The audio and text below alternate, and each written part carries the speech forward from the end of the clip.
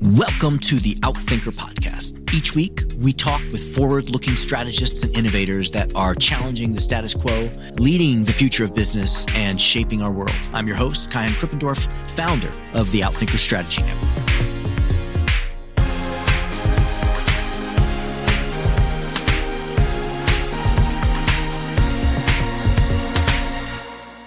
A legend and leader in the hotel world, Horst Schulze's teachings and visions have shaped the concept of service and hospitality across industries. He's the co-founder of the Ritz-Carlton and author of Excellence Wins, a no-nonsense guide to becoming the best in a world of compromise. Horst's professional life began more than 65 years ago as a serving assistant in a German resort town. Throughout the years, he worked for both Hilton hotels and Hyatt hotels before becoming one of the founding members of the Ritz-Carlton Hotel Company in 1983. There, Horst created the operating and service standards that have become world famous. During his tenure at the Ritz-Carlton, Horst served as president and CEO, responsible for the $2 billion operations worldwide. It was under his leadership that the Ritz-Carlton Hotel Company became the first service-based company to be awarded the prestigious Malcolm Baldrige National Quality Award, and they did it twice. In 1991, Horst was recognized as Corporate Hotelier of the World by Hotel Magazine. In 1995, he was awarded the Ishikawa Medal for his personal contributions to the quality movement. In 1999, Johnson & Wales University gave him an honorary Doctor of Business Administration degree in hospitality management. Most recently, Horst was honored with the Legacy of Innovation and Inspiration Award by Historic Hotels of America. After leading the Ritz-Carlton Hotel Company, Horst went on to found the Capella Hotel Group. This luxury hotel company managed some of the most elite properties in the world and gave Horst the opportunity to further define the luxury hotel industry, receiving countless awards and recognitions. Today, he advises numerous organizations worldwide and sits on corporate boards. He also serves as expert in residence at Arch & Tower, a boutique organizational strategy consulting firm.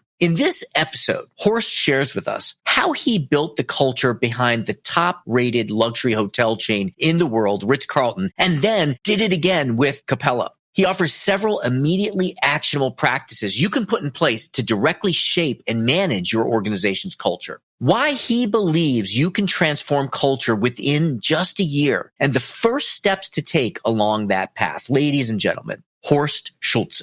Horst, thank you so much for being here. I've been a long-time follower of your work and your history. It's an honor to have you here. Great to be with you. Thank you. So there's so much in your personal story, which I shared a little bit of in the introduction, but I always like to start with something personal. And I ask the same question of everyone. People have said country music. People have said, I own a race car. Anything personal. My question is, if you complete the sentence for me, if you really know me, you know that. I'm in love with my wife.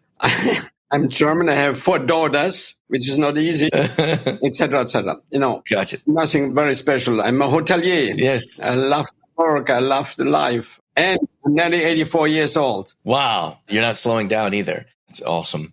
This is a topic on strategy, and certainly your experiences have been across all dimensions of building a brand and a business and running operations. But if we focus in on strategy, what's your definition of strategy? A strategy is nothing more than a plan. The thought, the intent that I have, and then the plan as to how to get to an objective. And that is the problem with most companies. They have plans without having clear objectives. Most companies don't have a clear vision who they want to be, yet they have plans. What are they going to do? So with other words, they have a plan in the functions that they fulfill rather than a plan of a destination which is of value to all. Mm-hmm. Can you explain a little bit more of the end of that sentence, which is of value to all? I believe an organization should have a clearly defined vision. I mean, for example, when I started Ritz-Carlton, or later Capella, the vision was I will create the finest hotel company in the world. But before I started implementing plans and processes and systems to accomplish that, I had to question myself, is that objective good for all concerned? And then I had to identify who is good for all concerned. In that case, it was the investors, the customer, the guest, the employee, and society. I have to agonize and very clearly understand that my objective is good for all concerned relative to what I'm doing.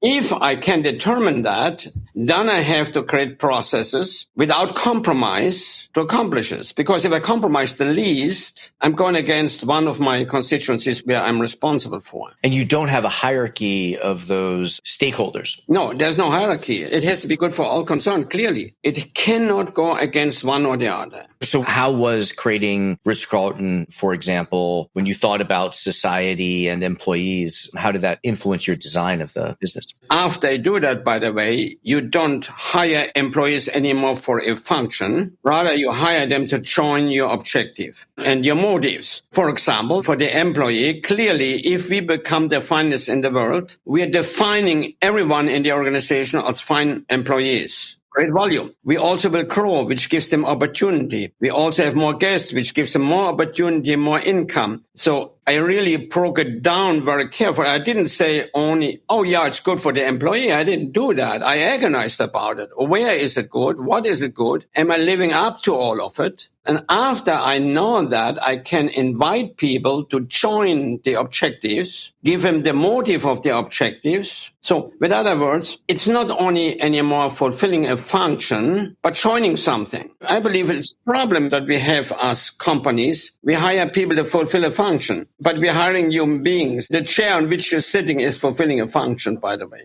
So since I deal with human beings, I have to be able to explain to them what they're joining. Mm-hmm. How do you know that the thing that you're picking, the purpose or the why or the vision, how do you know that it is authentic and it is the right one? Because I think sometimes I see kind of a flip-flop of, oh, our purpose is this. And then 5 years later, our purpose is that. Maybe they haven't found like the true center. How do you know you got it right? That's one of the issues. In my opinion, before COVID, for example, I don't work in a hotel business anymore. I consult and work with many other organizations and several boards. I called the boards. I called all my friends in the hotel business. Things will change dramatically here. And you have to adjust your life. Things are different than they ever were. Forget luxury. It's safety that is the word. Everything has to change. Your objectives in the moment. Survival is the essence. There's two things that cannot change. That's your vision. So even now your decisions have to be such that you will accomplish eventually your vision. And your values cannot change. If one of them change, you never had them in the first place. Because these are things that are true because you say they're true. The strategy changes, people will change, systems will change, equipment will change, technology will change. But the vision, if it was of the real value, will not change. Right. Okay. So there's a question I've been wanting to ask you because we had a gentleman on the podcast named Pete Fader. He's a Wharton professor, sort of the leading proponent of customer lifetime value as a measurement tool. And when he talks about customer centricity, he doesn't mean treating all customers the same. Negative way of saying is not treating all customers well, but knowing who your valuable customers are and really focusing on them and not focusing on customers that are not valuable because they're not a fit, because they won't come back, because they won't stay, they won't be loyal, those kinds of things. So my question is for you is how do you define customer centricity? And if there are some customers that are supposed to be pay particular attention to these customers, how do you overcome this dilemma of also the value of treating all customers? Interesting enough, all customers really want the same thing.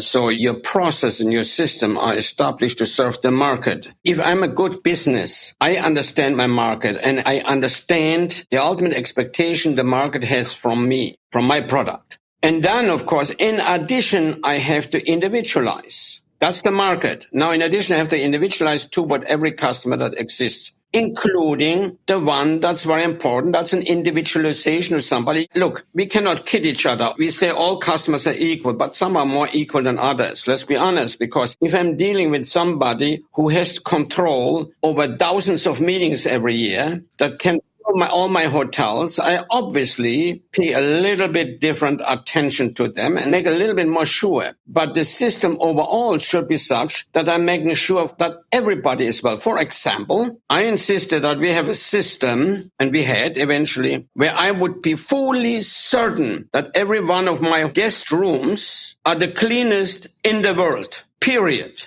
That means it was clean for everybody, not just for that special guy, but it was clean for everybody. So my product was built so that, in my opinion, we were superior to the competition. Now, if I know Mr. Jones comes in tonight, who controls hundreds of meetings that they can give me, board meetings, who potentially has another hotel for us and so on, I will inspect his suite myself. I will not inspect the other 200 rooms that are checking in. I cannot do that. But certainly I have to then take some extra attention. However, the overall intent of everything we do, and every employee knows that, you could ask any employee, what's your intent here? And the answer will be, even if it's a dishwasher, I'm here to make sure the customer wants to come back and wants to recommend me. So customer satisfaction. And by the way, we measure that every day. My expectation was top box. 92% of the guests say, I want to come back and want to recommend you. If it dropped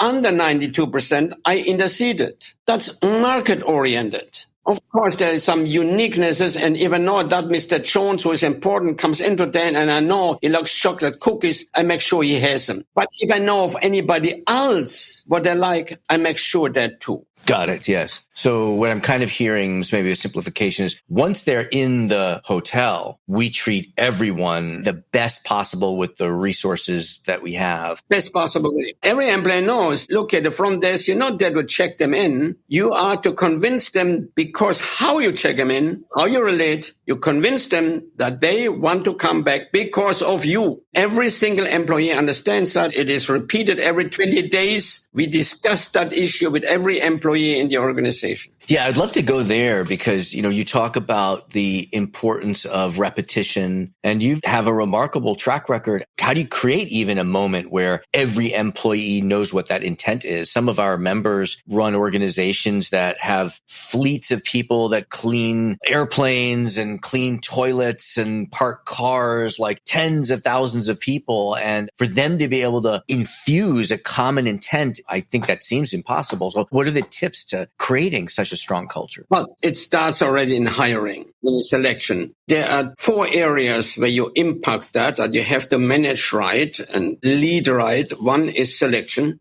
Next one is orientation. The next one, training. And the next one, sustaining the training. And of course, all around that, the work environment as a whole. If somebody leaves and doesn't have the right attitude, it's not because of that person. It's either you hire them wrong, or you orient them wrong, or you train them wrong, or you have the wrong work environment, or you're not sustaining it. Simple as that.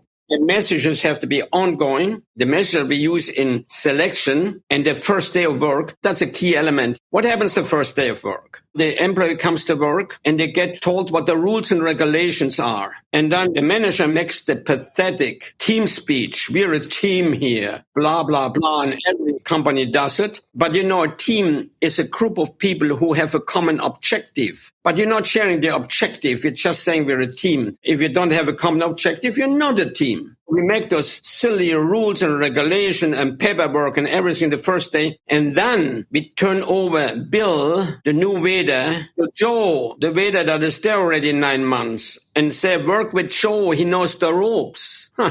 Way to the kitchen, Joe tells the new waiter, this company sucks. It's ridiculous. In Ritz-Carlton or in Capella Hotel. Capella Hotel was the company I formed after Ritz-Carlton. I sold it 2 years ago, and it's now voted best hotel company in the world, by the way. Wow. We made sure that we align you. And everybody talks about alignment as if it was the big new thing. But first day, we explained them who we are. We invited them not to come to work, but join us in who we are. We taught them the non-negotiables that we must do in order to be the best in the world, and how we define ourselves together as excellent people, etc., etc. All that happens the first day of work. But then we keep this alive. We remind them every day of one of the points that we make the first day. I had to create that culture in 5 continents. We have hotels in 5 continents, but the messages, the words spoken to them every day were the same in each hotel around the world for each shift. So just to help us visualize that, what's the mechanism by which you deliver that message? It seems like there's a morning team meeting. How is that structured? Yeah. Before every shift meeting, because we're a 24-hour business, where we're repeating the message of the day. Today, it may be the simple message. In every hotel, the same, mind you. It may be the simple message message, if a guest asks for direction, do not point, take him there. And on the way, create a relationship. And here's how you do it. You say, have you tried our restaurant before? Everybody loves it. We are glad that you're our guest. A few nice words, a relationship, and you talk them there. Now that is explained today in every hotel. At the same time, in a 5-minute meeting, at the same time, we read a letter from a guest who complimented an incident like that. At the same time, we tell them, here's what's happening in the company. We just signed a new contract for a hotel in Nanjing, for example. So the narrative in every hotel that day is the same. Yeah. So then you centrally are sending out the messaging and it's getting delivered before every shift and every continent. Fascinating. Yes. So what I'm left with is the idea of when you're building a culture from scratch, it's about selection and that you really need to be careful about making sure the right people get through the gate so that we maintain that. But now you're working with companies that already have a culture and maybe their culture, it's not brand new and it needs to be changed. How do you approach changing an ineffective culture? Well, when I work with companies, the first thing I ask them, what is your belief? What is your vision? And that's another interesting thing. Most companies really don't have a vision. They have mission. When you ask what's your vision, they're saying, we are the most efficient delivering X. That's a mission. A vision is a decision for high intent. And it's not this is what we can do, but that we aspire to accomplish. And again, you have to ask yourself, is it good for everybody? And now your mission is, of course, something that will get you to that point. I discuss, first of all, with any company, and some companies get it and change it. I think of a bank in Texas I work with. It's unbelievable what they have accomplished in a couple of years. They said, oh, yeah, you're right. That's not a vision. That's a mission what we have. So let's work on that. Let's align and so on. So I work with that. And then, of course, we introduced the daily huddle. First, you said, you must be kidding me. Every morning, in this case, they only have one shift, basically, every morning. And after a year now, they said that's the best thing we ever did because people feel now all of a sudden part of the company